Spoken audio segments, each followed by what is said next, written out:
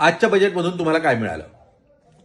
जर तुम्ही मध्यमवर्गीय असाल, उच्च मध्यमवर्गीय असाल, तर निश्चितपणे तुम्हाला काहीतरी मिळालंय. काय मिळालंय?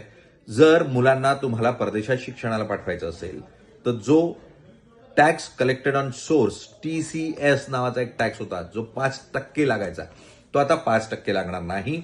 तो आता फक्त 2% लागेल. मुळात तो खूप वाढीव होता, जास्तीचा लावण्यात आला होता. त्यामुळे तो अखेरीस सरकारनं कमी केलाय. त्यामुळे तिथे थोडासा दिलासा तुम्हाला मिळणार आहे.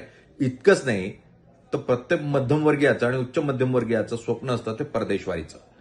परदेश प्रवास करत असताना, पर्यटन करत असताना तुम्हाला 5% ते 20% TCS लागत होता. आता हा टॅक्स तुम्हाला लागणार नाही. इथे फक्त 2% टॅक्स लागेल, अशा स्वरूपाची घोषणा ही अर्थमंत्र्यांनी केलेली आहे. त्यामुळे जर तुम्ही श्रीमंत असाल तर तुमची बचत होणार आहे. गरिबाच्या हातात तसंही काहीच नसतं, त्याला परदेशवारीचं फक्त स्वप्नच असतं, त्यामुळे तो तिथे जाणारच नाही.